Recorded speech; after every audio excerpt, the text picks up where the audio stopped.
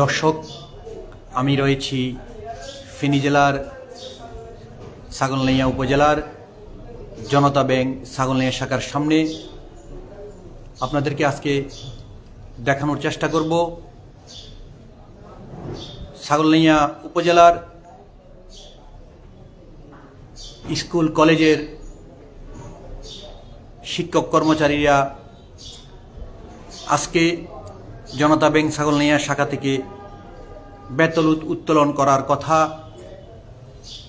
সকাল থেকে কিছু শিক্ষক কর্মচারীকে বেতন দিলেও এক পর্যায়ে টাকা শেষ হয়ে যাওয়ার অজুহাত দেখিয়ে জনতা ব্যাংক ছাগলনাইয়া শাখার কর্মচারী যারা রয়েছেন তারা দরজা বন্ধ করে ভিতরে অবস্থান করছেন। এই যে আপনারা দেখছেন, ব্যাংকের দরজা বন্ধ। এখন সময় 11:45। তারা শিক্ষক কর্মচারীদের টাকা না দিয়ে, টাকা শেষ হয়ে যাওয়ার অজুহাত দেখিয়ে জনতা ব্যাংক ছাগলনাইয়া শাখার দরজা বন্ধ করে ভিতরে বসে আছেন।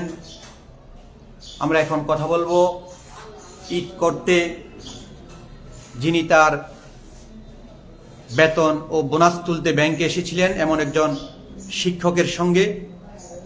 আপনার কি নাম? আমার নাম মোহাম্মদ মাহমুদুল হাসান। আপনি শিক্ষকতা কোথায় করেন? পাঠাননগর নুরুল হক উচ্চ বিদ্যালয়ে। বলেন তো।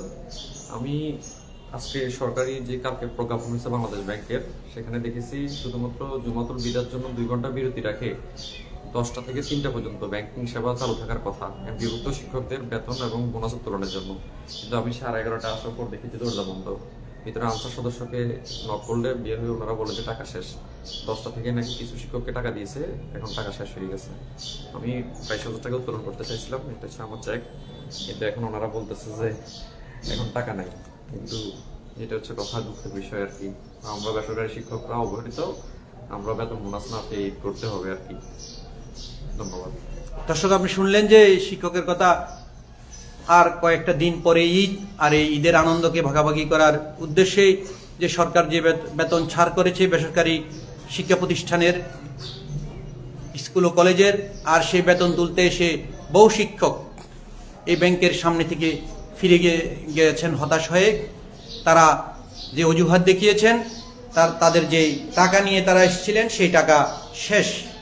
এখন ওনারা কোনো কথা বলতেও রাজি না। তারা দরজা বন্ধ করে ভিতরে বসে আছেন। আমরা আশা করব এই ব্যাপারে প্রশাসন প্রয়োজনীয় ব্যবস্থা গ্রহণ করবেন এবং যে সকল শিক্ষক কর্মচারীরা, স্কুল ও কলেজের শিক্ষক কর্মচারীরা বেতন বোনাস না পেয়ে হতাশ হয়ে এই ছাগলনাইয়া জনতা ব্যাংক ছাগলনাইয়া শাখার দরজা থেকে ফিরে গিয়েছেন, তাদেরকে বেতন এবং বোনাস পরিশোধ করার প্রয়োজনীয় ব্যবস্থা গ্রহণ করবেন। দর্শক, আমাদের সঙ্গেই থাকুন। আমরা আবার আপনাদেরকে জানানোর চেষ্টা করব বেসরকারি স্কুল ও কলেজের শিক্ষকদের বেতন বোনাস পরিশোধের জন্য কী ব্যবস্থা গ্রহণ করা হয়েছে।